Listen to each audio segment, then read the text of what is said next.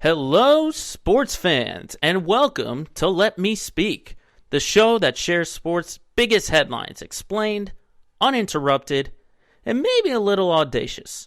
I'm Joe Braverman, and today's topics we'll be discussing are into the conference semifinals of the NBA playoffs, the series that's been the most compelling, plus early headlines from the first days of the Stanley Cup playoffs, and the winners and losers from last week's NFL draft. It's episode 71 of Let Me Speak, and it starts right now.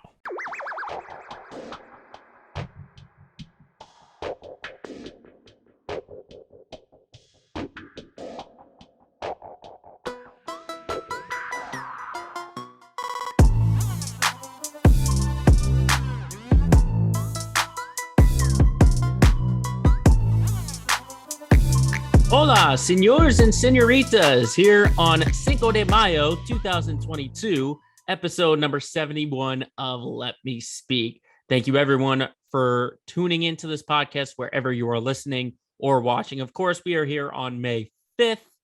For those of you that are not very good at Spanish like myself, it's simple Spanish. It's, complex Spanish. It's not really good on my end. So I do know about Cinco de Mayo.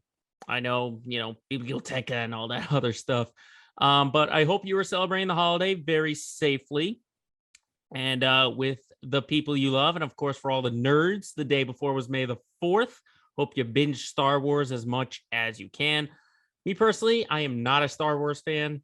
I have only seen two of the movies. The very first one, and then the one when the franchise got rebooted or something like that by Disney. So it's definitely an exciting time for everyone out there with the Star Wars holiday and now the holiday today. In the Swampscott area, I'm looking out the window right now. The sun is shining. There's not a cloud in the sky. So once we are all set here, we're going to spend a lot of time outside enjoying the beautiful weather. And hopefully within the next week or the next couple of days, it's going to get warmer. I'm done being in the 40s, in the 50s. I want to get it to the 60s, the 70s. I'm really looking forward to summertime. But we'll enjoy the time we have now. Of course, you can't have the spring without the playoffs. We got the NHL that just got started. We had the NFL draft, but we're going to start this week once again by looking at the NBA playoffs, as we are down to the final eight. 8 teams remain, 4 different series, and we'll just break down each one of them. And we start. It's kind of interesting, first off, before we get into the series, just looking at them in general, you got the 1s versus the 4. They're both at 2-0, and then the 2 and 3 matchups are 1-1. So I think that's exactly how the bracket is dialed up. Obviously, the top seeds having the easier matchups, but we'll just dive in really quickly to all 4 series. And I think the obvious one to start with is Heat Sixers, just going in order. The number 1 seed in Miami Heat. What's funny is that they're playing so well, but no one's really talking about them. Everyone's talking about no Joel Embiid for Philadelphia.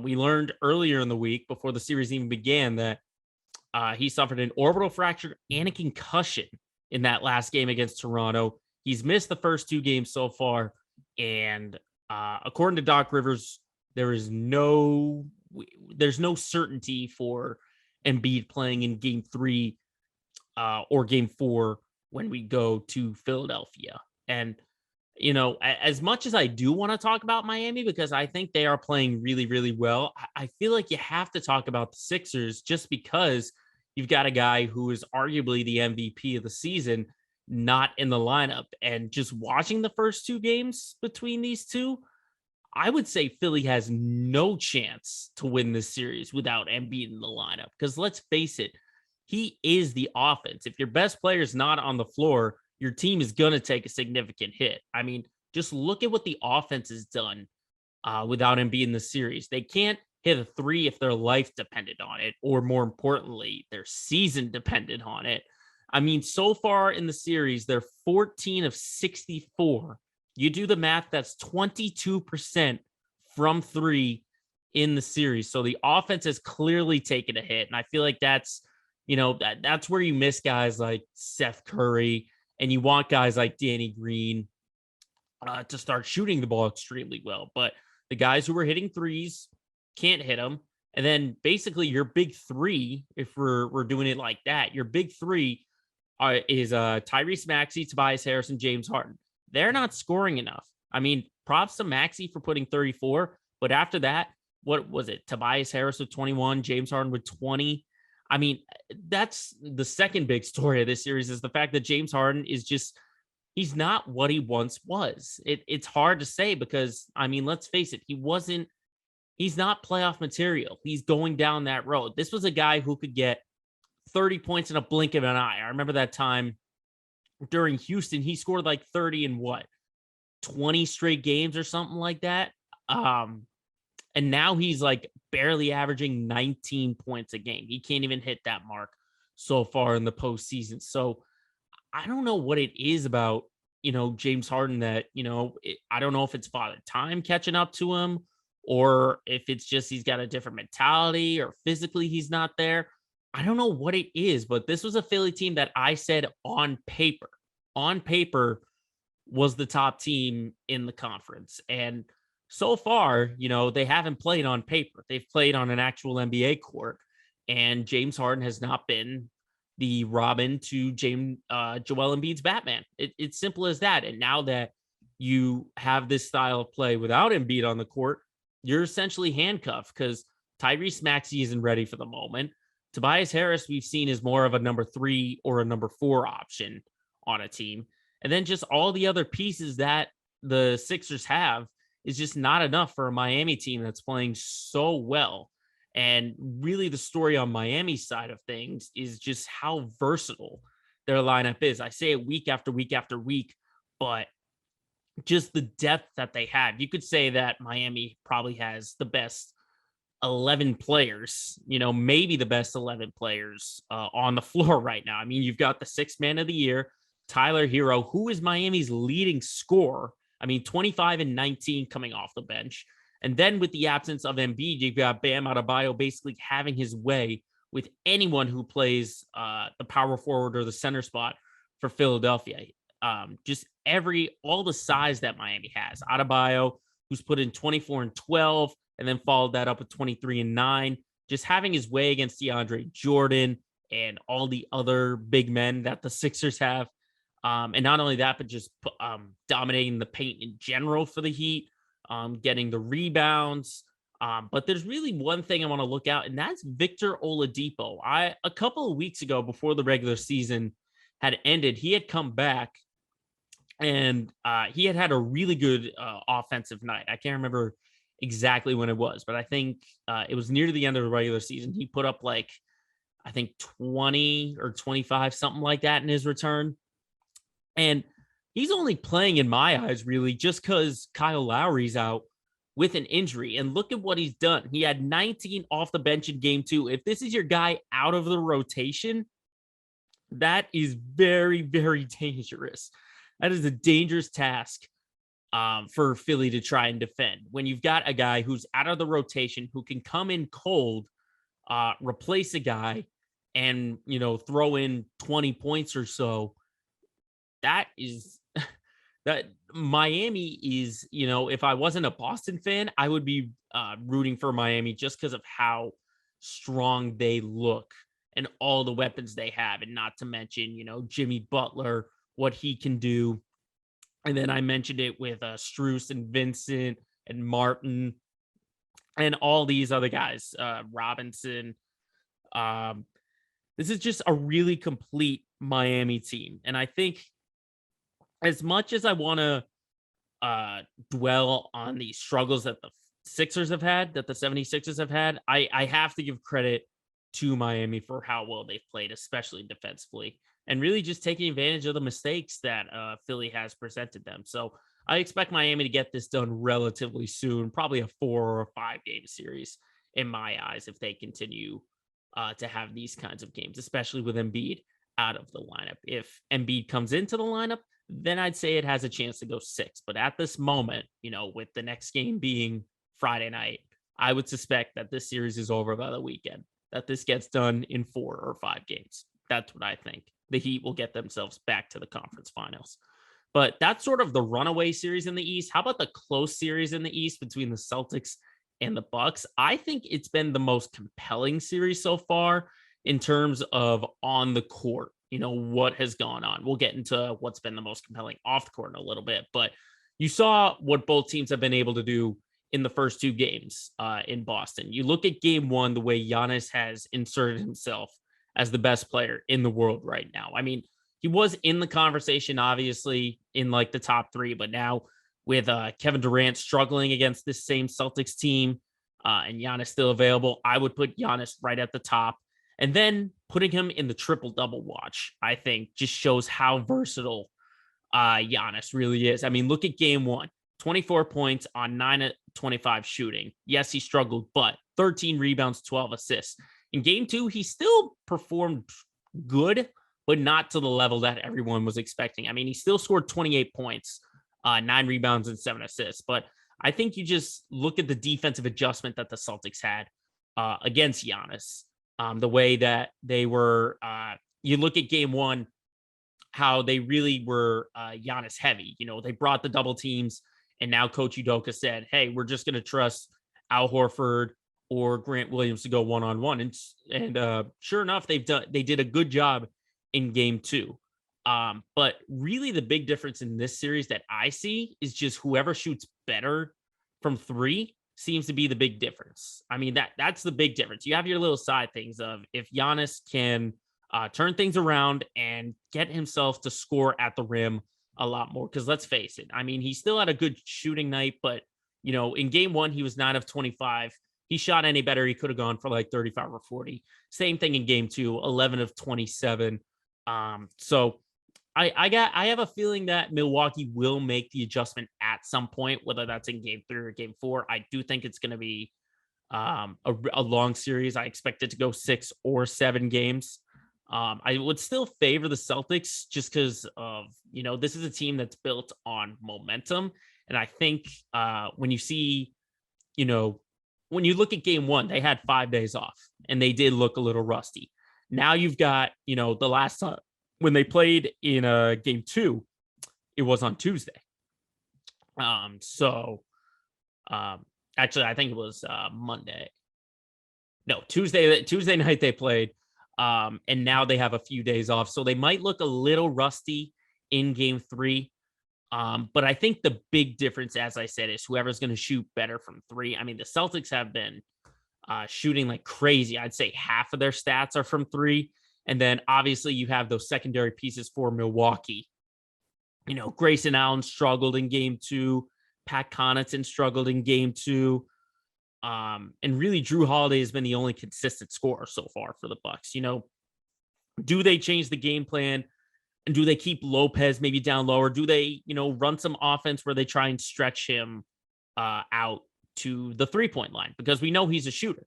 And, if he comes out and is sort of threatening from shooting from three, that could open the paint for Giannis to attack a little more. But it's a game of chess. It's a game of chess between these two. I would still favor the Celtics in game 6 or 7 just because I'm a Celtics fan. So I'm going to root for that. And we'll talk about Boston's side of things more when we get into Let's Get Local. But shifting from the East, we go to the West. And again, another 1-4. That's a 2-0 series lead right now. And the Suns right now, after last night, woo, buddy, the Suns are making the Mavs look foolish over these first 2 games. I mean, they've led by at least 20 points in both games so far. Now, granted, game 1 was a 7-point win, but it's been 20 points so far. And Dallas is kind of doing everything right. They're getting scoring from Luka Doncic. He put up 45 in game 1. Then he put 35 in game 2. But Dallas still got blown out in these games. So there's no consistent second scoring option or third scoring option that Dallas has when you compare it to Phoenix, who has Mr. Fourth Quarter in Chris Paul, in, one of the best young players in the league, Devin Booker, and then, of course, a presence in the middle in DeAndre Ayton. I think when you look on Dallas's sides, as the series shifts to Dallas, the Mavericks, I look at Jalen Brunson more so than anyone else. I think he's got to score at least 20 points for the Mavericks to get a shot in there. Because so far in these first 2 games, he's averaging 11 points. He's only shooting 31% from the field and 17% from three. So he's clearly got to have a better game. I mean, look at what he did during the series against Utah. The fact of how much slack that he was able to pick up while Luka was out. Where is that guy? He's gone. And not only that, but you have Dinwiddie off the bench. Finney Smith, who's a good pick and pop kind of guy. You can just catch and give it to him, catch and shoot from the corner. I don't know where he went. And then just the big guys that Dallas have. They just can't match Phoenix's center physically. I mean, not even DeAndre Ayton, but you could throw JaVale McGee in there, and you could throw Bismack Biyombo, who even got a few minutes last night in game 2 because of the foul trouble. Guys like Powell, Bertans, and Kleba aren't physical enough with those three guys. Those three guys, their style of play, Ayton, McGee, and Biyombo, is to be physical down low. I mean, Ayton has a great presence inside the paint. You've got JaVale McGee as well, who's good on both ends of the floor and is a lob threat. And then Biyombo, who is a really good rebounder. Dallas doesn't have anyone to match those three. So I think this is another quick series that Phoenix can take care of. I think Phoenix is going to finish off Dallas at some point. I think it could be a sweep. I think game 3 is going to be real telling of that. If Phoenix wins, then it's gonna be a sweep. If Dallas wins, then I think it's gonna be 5. That's just my opinion. That's what I'm thinking for this series, because just the Suns are just too good right now. They are too good, and Dallas does not have an answer unless they find someone else outside of Luka Doncic to put points on the board. But the other series in the West, I think, has been the most dramatic, and that is Memphis Golden State. This is the series for you if you want entertainment and storylines. I mean, the first 2 games have been just crazy, absolutely crazy. You go to game 1 and you've got Draymond Green getting, I think, wrongfully ejected or getting a wrongfully flagrant 2. I think it should have been a flagrant 1, because when you look at the play, he's grabbing the jersey and he's pulling him down, but I don't see any malicious intent like Dylan Brooks in game 2. I mean, Draymond was trying to wrap him up. And, as much as I don't like him, I think on that play in general, he was not trying to hurt him, or it was not in the realm of flagrant 2. It was in the realm of flagrant 1. And it's only because Draymond Green has the reputation that gave him a flagrant 2. But the good thing for the Warriors was that they came back in game 1 and won that game. Game 2, a totally different story. Dylan Brooks rightfully ejected for the hard foul. Even if he wasn't trying to hurt Gary Payton II or try to break his elbow, he did. He took a swipe. He hit him in the head. And Steve Kerr, obviously, he said he broke the code and everyone else hated the move. I'm on the side of, that there was no, as I said, I don't think Brooks was trying to hurt Gary Payton, but he was trying to be physical with him, and he wound up, he took a swing, he hit Payton in the head, and by the laws of physics, he came down and broke his elbow, and that's huge for Golden State. So I think it's going to be very telling to see what happens in game 3, especially the first couple of minutes. If we start to see a little jawing back and forth, I think there are going to be a lot of heated moments, especially with the type of personalities you have on the floor. You've got Draymond Green, who doesn't back down from anyone, who's a talker, a trash talker. And then you've got a Grizzlies team who, yes, they're young, but they're trying to show, hey, we're ready for this big stage. So I think there's going to be a ton of heated moments in this series. But to talk about things on the court, just to me, the Grizzlies seem to be too heavy on Ja. I mean, Ja Morant is having incredible performances. I mean, he had 34 in game 1. He almost had the layup to tie it, or to win the game, I should say, in game 1. Game 2, he puts in 47. But, where are those other guys? Morant had to do more because one of his favorite options, Brooks, was out of the game. You have to see a guy like Desmond Bane. He's got to get better with shooting. Brooks has to stay in the game to bring in some offense. Jaren Jackson Jr. has to take advantage of the lack of size that the Warriors have and try to impose his will down in the paint. So I think it's finding a way on Memphis's side of things, it's finding a way to get scoring that's not in the hands of Ja Morant. You can get him like in the fourth quarter to do that kind of stuff, but consistently to start building out a lead, to make the Warriors defense kind of change a little bit, you've got to find someone other than Ja Morant to put the ball in the basket. On Golden State side of things, their offense is, there's no question on that. When you have Curry, Thompson, and Poole great on the offense, you could even throw Andrew Wiggins in there, being a consistent scorer, and then Draymond, who's a really good passer and a facilitator. The concern I have is the defense. Gary Payton was doing a great job on Ja. Now he's out. And you need another defender to try and lock him up. You got to find someone to lock up Ja Morant. If I was on the coaching staff for Golden State, I'd probably throw a bunch of different looks at him. I wouldn't put one guy on him, over and over and over. I might switch it to an Andrew Wiggins, throw a Klay Thompson in there, maybe even Draymond from time to time, or even Kevon Looney. I think that's what I would do. I do think this is a series, again, similar to Boston-Milwaukee. I think it goes the distance.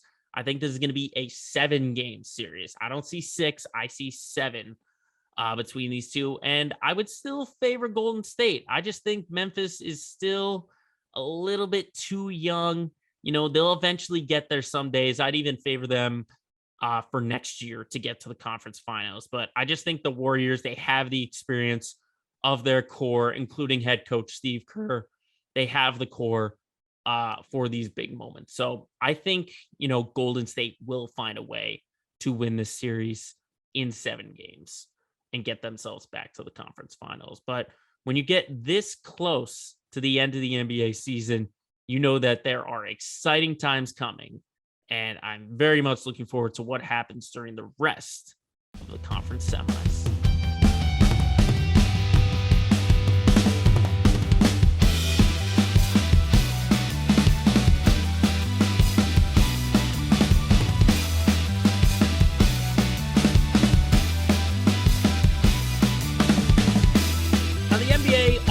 Only postseason to get going. The NHL just got underway this week. It's very weird to see, obviously, with the COVID break and the holiday break and all that. But the NHL started their playoffs after the NBA. I'm normally seeing it the other way around. But the first round is underway.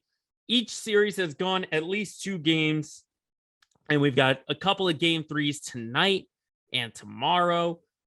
So again, we'll just go down series by series and just analyze them real quick. We'll start with the Florida Panthers and the Washington Capitals.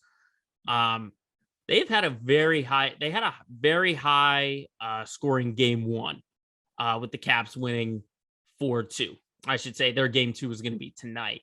But just looking at game 1 really, really quick, for Florida on my side of things, what I saw is that they just couldn't take care of the puck, especially in that third period. I mean, they went into that period up 2-1, and then they gave up 3 unanswered goals. And when you look at the numbers, they gave away the puck 13 times as compared to Washington only giving it up 6 times. So I think the defense is something to monitor for the Florida Panthers, especially on the special teams.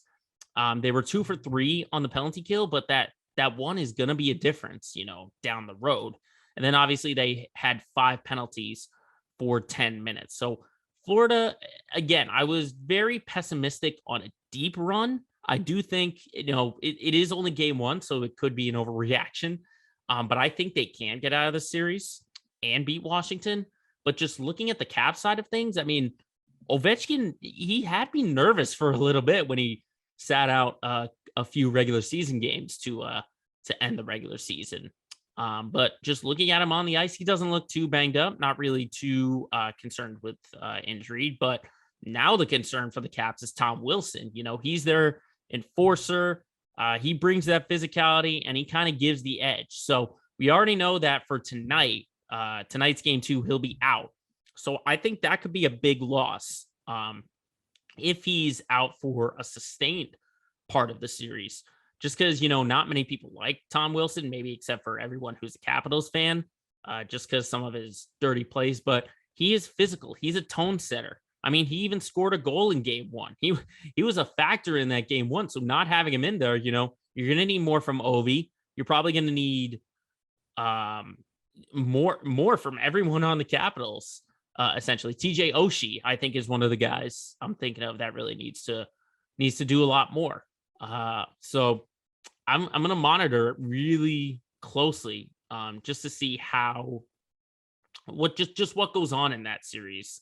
If the Capitals can't sustain that energy from game one, or, we see it all the times. Teams win game one and then they get gentlemanly swept by losing 4 straight. So we'll see if it's an overreaction from game one, and if the Panthers can sort of right the ship starting tonight in game 2. Moving on, though, I think the best series so far, and it's only been one game, but it was an instant classic between the Penguins and the Rangers. I mean, come on, triple overtime. Penguins win it 4-3. I don't even care who won that game or who got the go-ahead goal, the game-winning goal. The fact that it went 3 overtimes shows how close this series is going to be. I think this can go the distance. And when you look at the Penguins lineup, they just have a ton of experience. You got Jake Gensel, who scored twice. Dalton Heinen played well. Obviously, Sidney Crosby and Evgeny Malkin have been the core of it for years now. But the goalie situation is something I've never seen. So the story is that, their starter, Tristan Jarry, out with the injury. He's been out the first couple of games. So it's been Casey DeSmith, who's been starting pretty much for the past couple of weeks for the Penguins. DeSmith, into the second overtime, left the game with cramps. He was basically cramping up because it was a second overtime and you don't really play this long. And so then the third stringer, Louis Domingue, came in cold and played 17 minutes of shutout hockey for the third stringer, who was not expected to come in at all. He even said, in between overtimes, I got some pork and broccoli, which probably wasn't a good sign. I mean, if you're a third string goalie not expecting to come in, I would have done the same thing. If I had known I was going to come in, I would have, stayed away from any kind of food or that kind of stuff like that. But there was so much going on with that Pittsburgh side of things. Meanwhile, on New York side of things, Igor Shesterkin made 79 saves and played the whole time. So I give total props to Igor on the Rangers side of things. And I don't really fault New York at all. I don't think the series is totally gone. Like I said, I think it's a 7-game series. I do think for New York, they probably need a little bit more scoring from someone other named Chris Kreider. I mean, I'm looking at Panarin, Petrano, just everyone else that New York has, because we know what Kreider can do, and we know that he's going to score. He's going to get points, whether that be on scoring or from assists. But it's everyone else on that Rangers roster who's on the ice right now. How do they complement him? Because we know Shesterkin, if he's playing, like that for 3 overtimes, even though he gave up the game winner, he made 79 saves. Okay, you can feel confident about that. In that first and that second overtime, he was playing shutdown. He was playing shutdown hockey for the New York Rangers. And with his style of play, I feel very confident. If I had to pick a goalie right now I had to lean on, I'd probably go with him, despite giving up those 4. So I think if a triple overtime is what happens in game 1, imagine tonight for game 2. That's going to be another series I'm really looking forward to watching. Moving on, though, in the East, the Hurricanes and the Bruins. Last night, the Canes taking a 2-0 lead over Boston, and boy, was it chippy last night. Very, very chippy. Very chippy. And we'll talk about the Bruins sides of things, but for Carolina, I just see them overpowering Boston right now in every possible way. They're one of the better teams that takes advantage of turnovers or badly misplayed pucks that we've seen from the Bruins. Their offense is one of the tops in the league, obviously. But of course, everyone who watched that game is talking about, all the physicality and all the, heated moments that happened. Starting with David Pastrnak running into the goalie Ranta. I think that was completely inadvertent. So I'm sorry, Coach Rod Brindamore.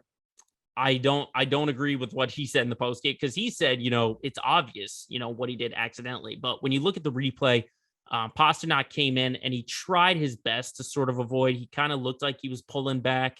And then when he was down, I don't know if this caused the injury or not, but one of his own guys, came by him, hit his pad and knocked his helmet off. So I think that's totally inadvertent. You look at the hit on Hampus Lindholm. I think there was intent there, obviously.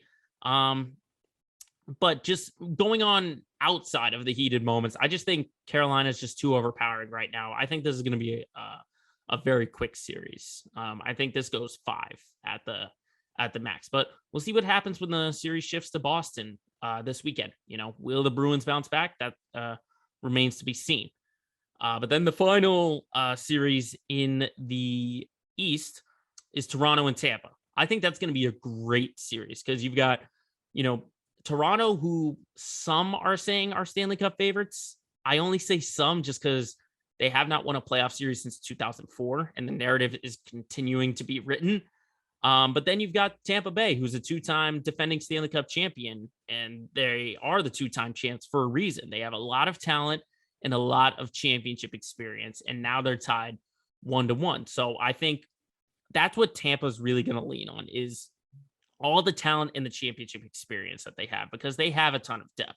They've got Stamkos, they've got Hedman. They just have a ton of weapons on the ice. But the key for the Leafs, because we know what Tampa can do, but the key for Toronto, in my eyes, is finding scoring, similar to the New York series, similar to New York, finding scorers outside of Austin Matthews, because we know Austin Matthews is going to light it up. This is a 60-goal scorer. We know he's going to put at least one in, or at least try to put at least one in each game. When you look at game 2, obviously Kyle Clifford got suspended. I think that hurt a little bit, obviously getting blown out. But I'm looking at other guys like Bunting, Kerfoot, TJ Brody. I think those guys need to support Austin Matthews as best they can. And you got to remember, this was a team last year with most of that core had a 3-1 lead over Montreal. Okay. You got to remember that they had the 3-1 lead over Montreal. They blew it. Toronto's back in the playoffs. The Canadians were the worst team in the regular season, statistically wise. So the fact that Toronto team blew a 3-1 lead to that Montreal team, I think says a lot. And it's hard for me to really put my faith in the Leafs to win this series just because of that history. So I think for now, I think in a 7-game series, Tampa would be my favorite. Of course, it's only been 2 games. When the series shifts to Tampa, now that it's split 1-1, I think that opens the door for a lot of things. So right now, I will say Tampa is the favorite, but that could change. That all of these series could change, essentially, is what I'm trying to say. Shifting over, though, to the West, short time on the Avalanche of the Pred series, just because I think Colorado should have no problem in this first round series. I mean, look at what they did in game 1, 2 for 5 on the power play. They outshot the Preds 45-25. The Avalanche's offense is just so hard to shut down, and I don't think Nashville can do it. I don't think they can do it. So I think Avalanche, easy series. I think it'll even be a sweep. I think they can sweep them. But, I could be totally wrong before the episode even comes out, since game 2, I should say, is being played tonight.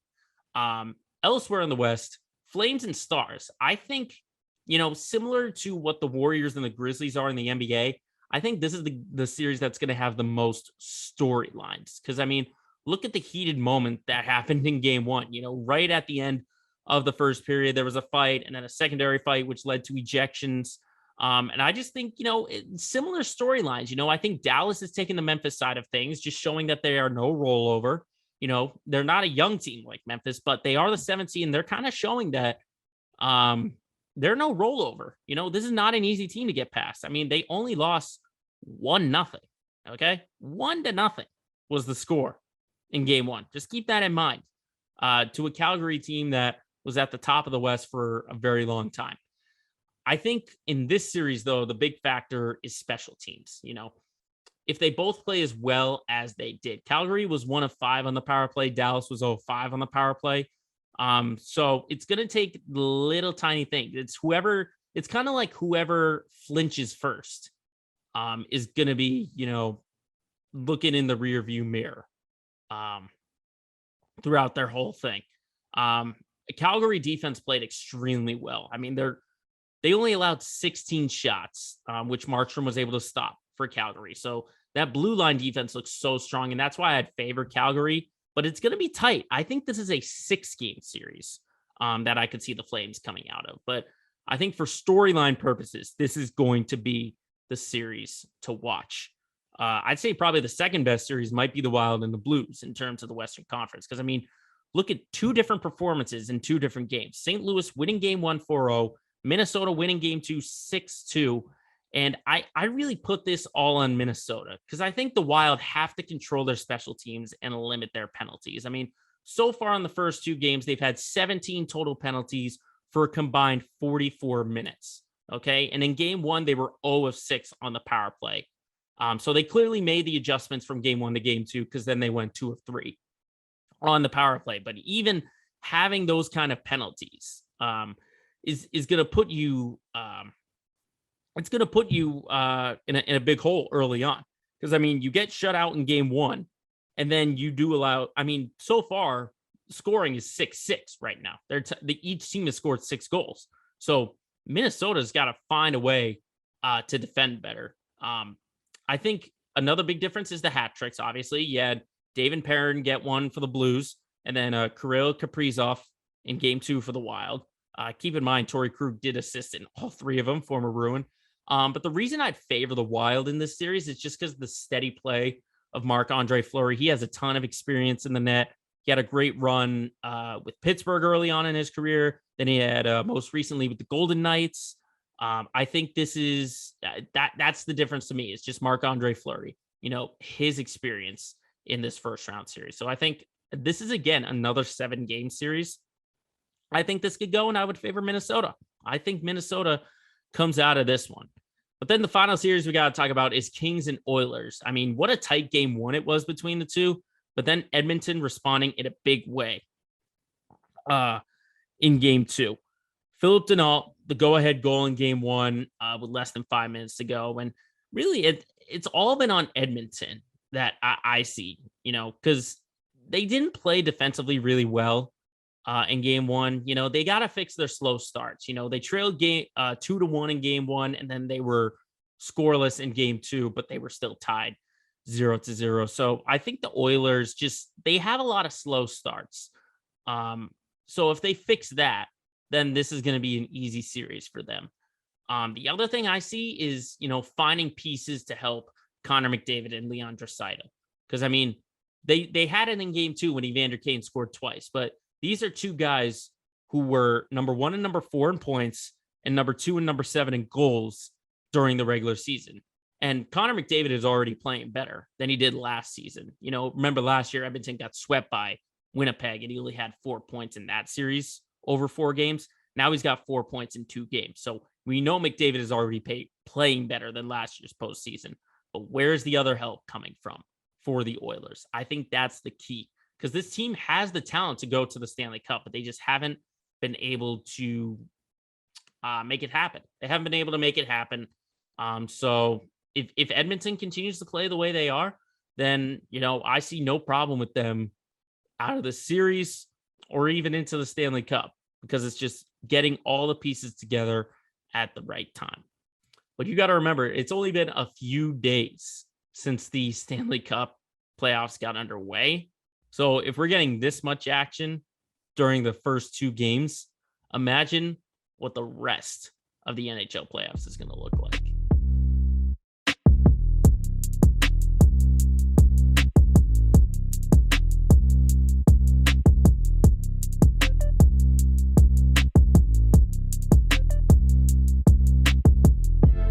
Now we move on to the NFL, and it has been exactly 1 week since the NFL draft got underway, and I gave you a preview. Now let's give you a review. I would say, for as little buzz as there was for this NFL draft. I would call it one of the more, maybe not memorable drafts, but definitely in recent memory, one of the more chaotic ones, just because there was a ton of movement. There was really a lot of uncertainty to who goes where. I mean, outside of maybe the top five, you couldn't guess, what teams were going to do. You had, multiple mock drafts that had multiple players for one team being picked. But so far in a week, I think all the reactions are kind of settling down. And for me, there were a couple of winners that I wanted to talk about. I think the first one for me that stands out is probably Detroit. I think the Lions got some really good prospects in last week's draft. You had arguably the top prospect in the draft in Aiden Hutchinson. You picked at number 2, who is a Michigan guy. He went to Michigan. Now he gets to play in the same state. And then you traded up to number 12 to get another weapon on offense, and arguably maybe the top weapons minus the injury in Jameson Williams. I talked about it last week that if Jameson Williams hadn't torn his ACL, he might have been the top wide receiver prospect in the draft, and he could have easily gone top 10. But I thought just what they did, they addressed all of their needs. And I said specifically that Detroit had to look at defense. And sure enough, 6 of the 8 picks that they had were on defensive players, including Kirby Joseph at the safety position, who I really like. I mean, I can't remember the last time the Lions had, maybe a shutdown corner or a strong secondary. But I think their D-line gets better. I think their offense is getting much better, adding Williams later on in the year. And like I said last week, the Lions had a really good end of the regular season. They had their first win. They had a big win against the Cardinals. And even though, some of the games they lost, they looked good. I mean, they were running with Seattle. Amon-Ra St. Brown looked good. Jared Goff looked like a competent quarterback. So, I'm not going to say the Lions are all of a sudden going to turn into the playoffs, but I think they're going to be better than they were the last 2 seasons. It's really what I think. I think they're going to be better than they've been. And, they could be below 500, but I think you're going to slowly see that steady improvement. You hear a lot about Dan Campbell, how not just the team, but the community, the city of Detroit loves Dan Campbell at quarterback, at the coaching spot, the kind of culture that he's instilled. Plus you have all these guys, all this talent.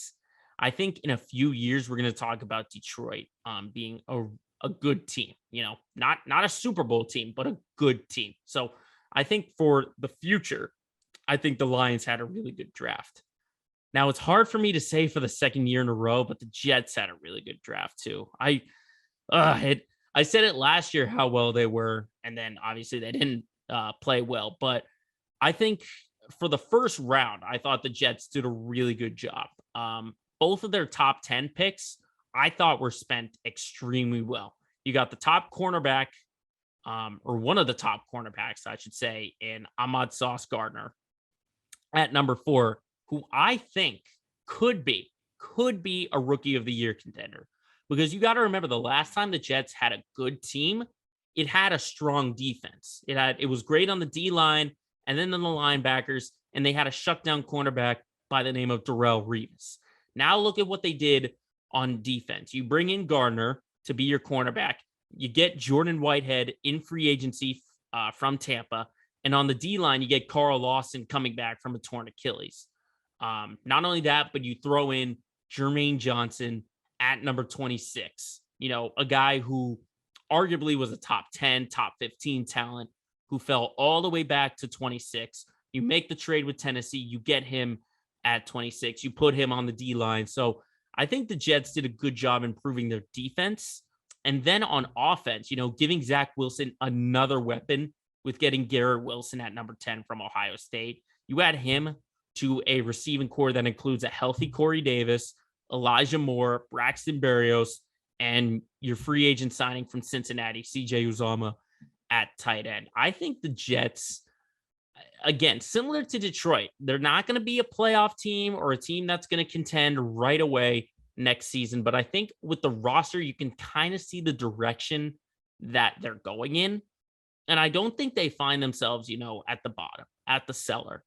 Robert Saleh, similar to Dan Campbell, a lot of people in the Jets, a lot of Jets fans like him as the coach and like sort of the culture that he brought in.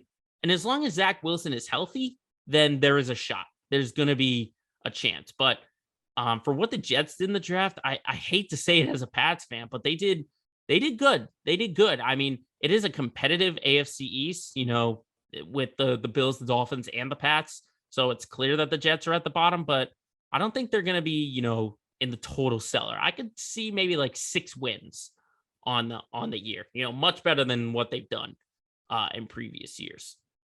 And then the final team I would say probably did a good job that I want to talk about are the Titans. It's hard to say that they did a really good job despite trading their top receiver, but I thought for what they did in the draft, I thought they did a good job. I mean, you trade a guy like AJ Brown to the Eagles for the 18th pick. I mean, you can clearly, just listening to reports, it sounded like Brown and Tennessee were nowhere close on extension talks. So you knew that a move was going to be imminent. But when you're looking at the skill set that Treylon Burks has, who they picked at number 18, the comparison is AJ Brown. He's a guy with size and speed. He can catch a lot of 50-50 balls. I don't know if I'd put my faith in him along with the other receiving options that they have. Because you got to remember, this was a team that finished number 1. And you obviously didn't re-sign Julio Jones, and you just trade away AJ Brown. That's your top 2 receiving targets.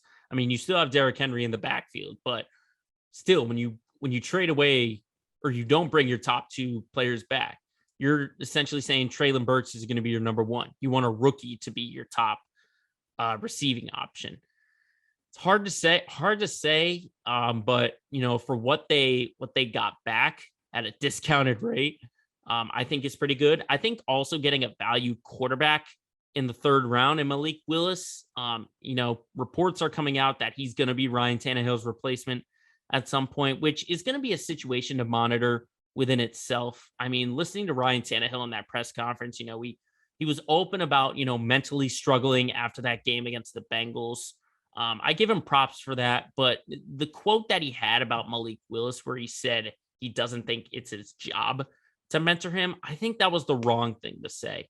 Because, I mean, if you're Ryan Tannehill, you are 33 and you are the starting quarterback of a playoff team that has Super Bowl aspirations. So I think your mentality has to be, I'm the starter of this team. I want to be that guy. So I can understand, why he doesn't, want to mentor him.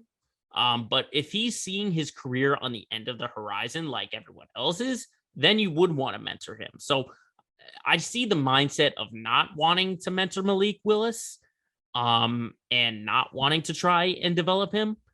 But the writing's on the wall for Tennessee. And I think this is a real kick in the butt for Tannehill. Because if I was Ryan Tannehill, I would say, oh, no, they just drafted a quarterback that they want to develop. I've got to play better to try and lead this team to a Super Bowl. So I thought Tennessee did a good job in addressing the future, maybe not the immediate future, but getting a guy like Treylon Burks could be another AJ Brown, and then your quarterback of the future, which, according to scouts, if he develops, can be a good quarterback. So that'll be a storyline to watch for. I thought Tennessee did a good job in those kinds of moves. But those are the winners. I think it's hard to say if there are any losers in the draft, just because obviously I'm not an expert, but I think 2, teams that I thought didn't really do a great job in the draft really stood out to me. Number 1 kind of hits close to home, and that's the Patriots. Probably just because they had the most unique draft picks. They didn't look at everyone else's big board. They looked at their big board, and the kind of picks that they made were, kind of scratching my head at, which we'll talk about a little bit in the next segment. But when you compare it to teams who else had draft pick, when you compare it to other teams who got better in the draft, I wouldn't say they did the best. But then the second one that stood out to me was probably Chicago. I don't think the Bears really didn't do much to address their needs. I mean, when you look at the roster of Chicago, of the Bears from last season, you lost Allen Robinson in free agency, you traded Khalil Mack, and you haven't signed Akeem Hicks. That's arguably your top three players. You still got Roquan Smith at the linebacker position, and obviously you have Justin Fields at your quarterback and David Montgomery as your running back. But if you're trying to help Justin Fields, where are your weapons? You didn't really get him anything in free agency. Byron Pringle is your top receiver. But in the draft, you waited until the third round and got a guy by the name of Velus Jones Jr. Compared to the other receivers you could have had, like maybe Chris Olave or Tyquan Thornton or John Mechie, you had all of them on your board. You could have maybe traded up to get them, but instead you want to address defense. I don't think defense is the thing you should be concerned about. I mean, obviously it should be a concern if you're trading Khalil Mack. I'm not sure what the Bears are really doing in this draft and how they're getting better, especially if you have a Packers team with Aaron Rodgers coming back, a Lions team that's slowly getting better, and a Vikings team that just missed the playoffs. So I would love to hear what management for the Bears, what their mentality was for this draft. Because honestly, from an outsider's perspective, I'm not sure what they did to get better. I'm not really sure if they even addressed it. But we're talking about the draft only after a week. You don't make these conclusions on how well a team does until years after, if any of these players have sustainability in the league. So instant reactions are a big thing to talk about right after the draft, but we got to wait until years to come to see if these winners and losers are for real.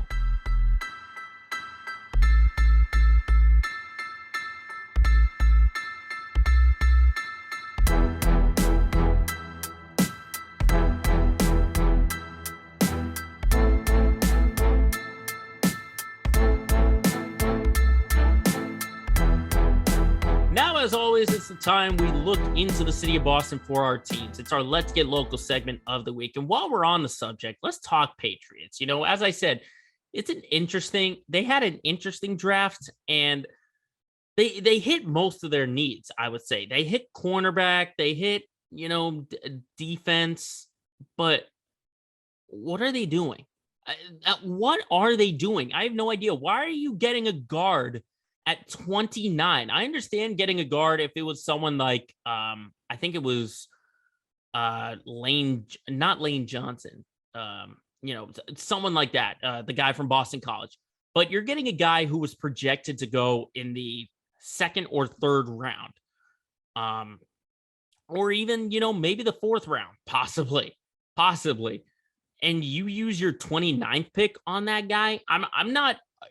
I'm not discounting Cole Strange, just reading about him and looking at his video. He looks like he's going to be a good player, and we've seen the Patriots develop guards over the years. We've seen what they've done with Logan Mankins, with Nate Solder, with Joe Thuney, Shaq Mason, what they've done. But this was a self-wounded hole that they made. You could have had Shaq Mason, but instead you get Cole Strange as your first round pick when you could have had other guys. You could have easily, gotten one of the top cornerbacks, like what Kansas City got with the pick you traded to them at 2021 or something like that. You could have had a top wide receiver. I mean, I just don't get it. I don't get what Bill Belichick is doing for this Patriots draft. Why are you using your first round pick on a guy who could have gone the third round? Why did you trade to number 50 to get a wide receiver who many could argue could have gone in the fourth round? Tyquan Thornton, I love his speed. I think he's probably going to be, your kick return or punt returner just because of his speed. He's probably best fit on special teams. And why are you getting a quarterback? Why are you getting Bailey Zappi in the fourth round? You already have Brian Hoyer. is he just going to be like your sustained backup? Is he going to be a long-time third stringer? Because I mean that's ultimately what I'm seeing in this guy is you're going to get rid of Jared Stidham, and this kid Zappy is going to be your third stringer. Why are you using him in the 4th round, for goodness sakes? Like, I just don't get it.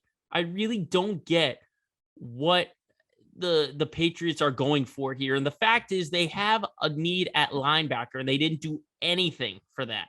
They did nothing. So unless Anthony Jennings or Josh Uche is going to play great alongside Matt Judon or Jawan Bentley or Mac Wilson, I guess what's different about this Patriots team, I think the reason why, fans might be so heated at this is because they're looking around them at the AFC and looking how much better that conference has gotten. Meanwhile, you're sitting there and ultimately you're getting worse instead of better. So I think if it was another offseason where the AFC wasn't loading up as much as they were, it would be another story. But the fact is, this was a playoff team that finished 10-6. They finished 10-6, actually 10-7, excuse me. They finished 10-7 and got to the playoffs. Now you're looking at them with what the rest of the AFC has done. They don't even make the playoffs, according to some projections, and maybe in my eyes. So, that's the reason, at least in my eyes, why I think everyone has been heated at Bill to making these kinds of draft decisions, is because the conference around them is getting better and you're not doing anything to get better. I mean, Malcolm Butler is still your number 1 cornerback. That's not someone I would put my hands and faith in. But the Patriots don't play until they get into training camp once they hit July and they hit the preseason in August. Let's talk about some of the teams that are playing right now. And the story is the Boston Celtics. It's been a tale of 2 games so far in their second round matchup against the Milwaukee Bucks. And like I said in the NBA segment, their defense made a huge adjustment from game 1 into game 2, trusting individuals to guard Giannis one-on-one. You saw it with Horford, and you saw it with Grant Williams, who in my eyes has been the real unsung hero of the playoffs so far. In the postseason, he's averaged 12 points a game, and he's shooting 55% from 3. And not only that, individually, he slowed down Kevin Durant, and he slowed down Giannis Antetokounmpo. I think Grant Williams is a huge X factor going down the road. And also keep in mind, there was no Marcus Smart. You didn't have your point guard, and you're clearly seeing the difference from when Derek White starts in the lineup versus Marcus Smart. Marcus Smart, you can rely on offense. He's at least, even though he's a streaky shooter, he can get you points compared to Derek White, who didn't score anything. And that's your backup point guard. Okay. I would even put Peyton Pritchard in there more than I'd put Derek White in there, the way things are going. But again, Jaylen Brown having the hot start, I think, is huge for the Celtics. The fact that he scored 20 points in that first half, and I think he had like 17 in the first quarter or something like that, maybe something like that. But him playing well, and obviously Jason Tatum playing the way he is, I think is huge. I think they eventually Robert Williams is going to get more and more minutes, and I think he's going to be a big factor. I think physically, he doesn't match with, Lopez or Giannis or Bobby Portis, but he's still in the right place at the right time. So I think defense is not going to be a problem. Like I said last week in this series, I don't think defense is going to be a problem for the Celtics team in shutting down Milwaukee in general. Because I think, eventually Giannis is going to go off, but it's a matter of limiting him. And they've limited him so far. This is a guy who shot 9 of 24 and then 11 of 27. So the fact that the defense is doing that, even in game 1, they did that whilst not having a great offensive game, I think is a big confidence boost if you're a Celtics fan. But I think the one concern you could have is relying on the threes too much. I know that you're giving them open looks, and they made a franchise record 20 of them in game 2, but they've had 164 total field goal attempts, and over half of them, 93 of them, have been threes. So, as the cliche goes, it's a make or miss league. Obviously, if you're making them like they did in game 2, that's great. But you also want to get some 2-pointers in there, which they scaled back on. They made the adjustment from game 1 to game 2. So just relying on the threes too much, I think, would be my only concern. I mean, if they are getting wide open looks and getting them off of, a third pass or fourth pass, it's just if Milwaukee's giving it to you early on in the shot clock, that would be my concern. It's threes off of the passes that I'm okay with. But so far it's been fairly even. And like I said, I still favor the Celtics to come out of this series, but I think the key for game 3 is obviously getting off to a hot start. And probably, you want to have a good first half, because we saw what happened in the second half. They kind of went back to what they did in game 1, and that's what brought Milwaukee back into the game. But eventually they put their foot on the gas in game 2, in the fourth quarter, I should say. They put their foot on the gas, and they were able to dominate in that fourth quarter and eventually win the game, or get that lead to at least 20 points. That's the thing. How does Milwaukee adjust? I don't know. How will Boston adjust to that? I don't know. But I think this is a series that goes the distance. And I think if you're a fan, if they lose game 3, you shouldn't panic too much. Because as I said, this is a team that's very streaky, where if they get a certain amount of days off, that might hurt them, like we saw in game 1. How they look in game 3 is going to be a real telltale sign. So it's going to be, I'm just really liking what I'm seeing from the Celtics and watching in general. I'm very entertained as a fan. But the other playoff team that's out there are the Bruins, and they have a totally different story right now, falling behind in their series 0-2. And like I said in our NHL segment, they just look overmatched. They look overmatched and overpowered against this Carolina team. And I'm not going to say that it's all on their play, because let's face it, the officials in game 2 lost all control. And I just don't, I question that officiating in game 2. How does a guy in Hampus Lindholm take a shot to the chin, which looked intentional by all intents and purposes, and then the response to that, the Bruins lose a guy to injury, and yet they're going on the power play, they're going on the 5-on-3s. That makes no sense to me. No sense to me at all. And probably, that guy for Carolina isn't going to be suspended. He's not going to be suspended for that hit, because the officials on the ice deemed it clean.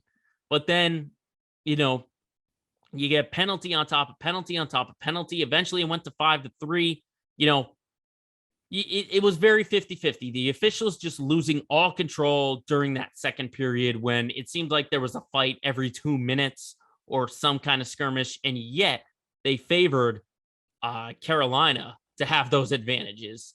But if you are the Bruins, and if you are Bruce Cassidy, composure has got to be huge, in game 2, even though the officials were making those bad calls, and you lost a guy like Hampus Lindholm, and you had a guy like, they just lost their composure. That's all it was. You see, even though the third string goalie was going after Marchand's response shouldn't have been like that, throwing that high stick in there. And then you throw in Brandon Carlo and Charlie McAvoy and Grzelcyk and those guys. I think that's, you look at the coaching as to, if you lose your composure, you got to go back to the coaching side of things, and what Bruce Cassidy, how connected is he to this team? And this is, the benefits of working at WEEI is you're hearing guys, Jermaine Wiggins, who's part of the Greg Hill Show, and Courtney Cox, those guys, those two argued, how connected is Bruce Cassidy to this team? And I kind of agree to them to a point where I don't know how well Cassidy has his team, how much faith he has in them. Look at what they're doing against Carolina. They've been outscored 26-4 so far in this playoffs by Carolina, including the playoffs. They've been outscored on the season by the Hurricanes 26-4. 26-4. Okay. Honestly, if nothing changes dramatically when we get to game 3 in Boston, it's over in 4. It's over. I'm sorry for all you Bruins fans out there, but if they don't change dramatically once they play at the TD Garden, then they're done. They're absolutely done. I mean, the defense is now going to scramble with Hampus Lindholm not in there. The way Linus Ullmark has played, you have to put Jeremy Swayman at least in there to give you a shot. And, we saw how much he struggled when Lindholm wasn't on that top 2 line on the defense. So I don't know where the Bruins go. I don't know where they go from here, but the series can change if you get that home ice back and if you can win these 2 games in Boston. But right now, they're done. I say they're done. And I know Chris Scheim, one of the producers that I work with, is a big Bruins believer. Sorry, Scheim, but this is over. It's over. I think it's going to be over, and you're going to get swept. And Bruce Cassidy is going to lose his job if they get swept. But the good thing for them is that they're not the only team that sucks right now in the city of Boston. The Red Sox, I'm sorry, they stink. They absolutely stink right now. They're slowly getting better, but right now they stink. Look at what the bullpen did in the extra innings last night, okay? You brought in a guy like Jake Diekman. You have energy. You got energy with Bogarts in that home run, taking the lead 4-3. You saw it. He blasted it over the monster. He flipped that bat. It was a turning point. And then look what happens. Jake Diekman gives up the tying run. You get to extra innings. You got Barnes blows it. Sawamura blows it. And then the rest of the bullpen is basically garbage right now. You got Sawamura's stupid error in that game against Baltimore in extra innings. Cutter Crawford can't pitch in the bullpen. And Phillips Valdez in general. What is he doing in the bullpen? And yet, this is a team that's in the top 15 in team ERA.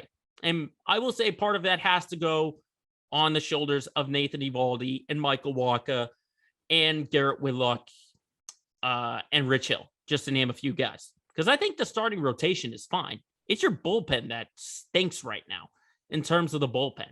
And not only that, but there's a lineup, how does a lineup like this play as bad as they are? Because ultimately you have 5 on paper, 5 incredibly hot hitters in Bogarts, in Devers, in Martinez, Trevor Story, and I could even throw Kike in there. But it's everyone else who stinks right now. Alex Verdugo's cooling off. Christian Vasquez isn't getting any better. Bobby Dahlbeck still can't swing the bat. And Jackie Bradley is as inconsistent as, us taking our sports takes. So you have that. You have Kike, who stinks. Trevor Story hasn't been Trevor Story since he signed with Boston. So I don't know what's going on with this lineup right now and why they are not hitting the ball. We've got, you've got guys playing small ball, but in terms of the power, you're still relying on Devers, Bogarts, and Martinez hitting those long balls.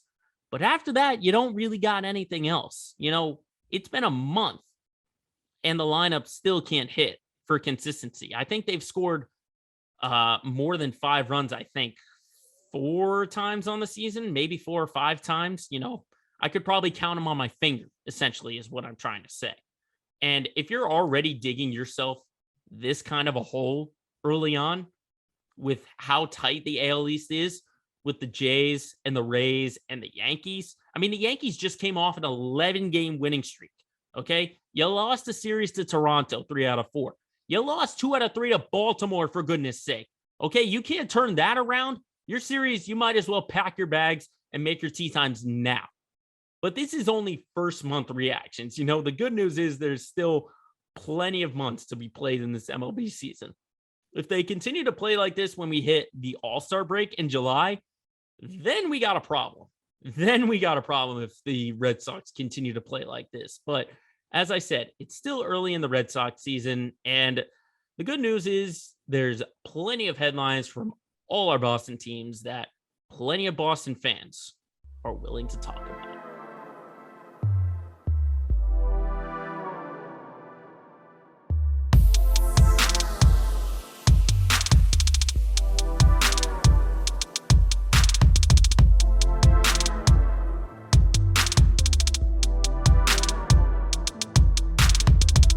Lastly, as we always do to end our show, it's our LOL moment of the week. And this one goes to someone who is talking about the playoffs, but is watching the playoffs from home. So this week's LOL moment of the week goes to Patrick Beverley, the Timberwolves guard, decides to sort of chime in during the Golden State and Memphis series. So ultimately, the headline I have for this moment is Patrick Beverley has a hard time understanding how to troll someone. Why? Because he decides to put out a tweet after Ja Morant puts up 47 points in game 2 in the victory over the Golden State Warriors. Patrick Beverley decides to say, quote, 47 piece, and then he had the emoji with the hand on his face, the face palm kind of thing. Didn't happen in our series. Just saying, hashtag facts. Here's my question for Patrick Beverley. Who's still in the playoffs and who's sitting on the couch watching them? That's you. You. I understand Minnesota put up a fight in game 6, but there's only one fact that matters, Patrick Beverley, and that is the W. Who got the W in that series? Memphis did. Who's still playing in the playoffs? Memphis is.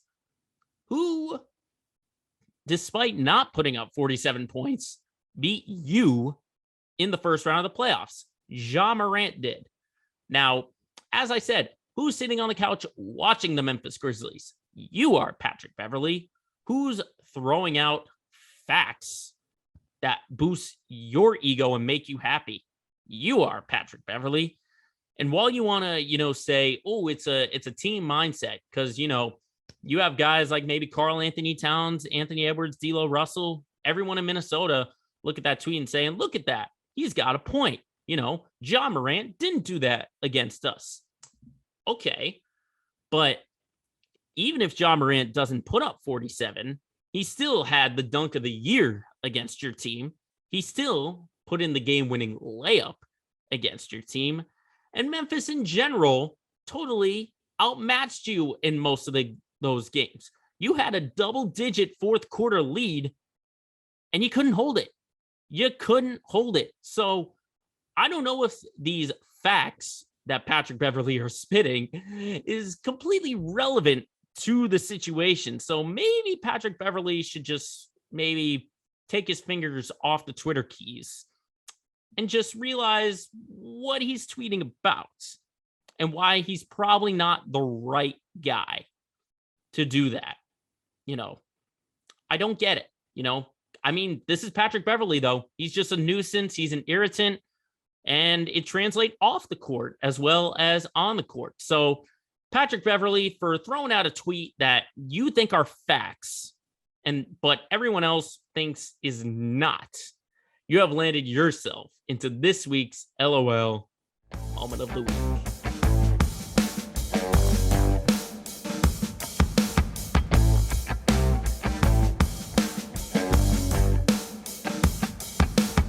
So that wraps it up for another edition of Let Me Speak. Thank you, everyone, for tuning in. If you are watching us on YouTube or listening to us on Spotify or Apple Podcasts, make sure, as always, you are following our pages on social media, Twitter, Facebook, and Instagram. All you got to do is search Let Me Speak Podcast. And remember, as always, if you got a point you got to get across, just let the whole world know. Shut up and let me speak.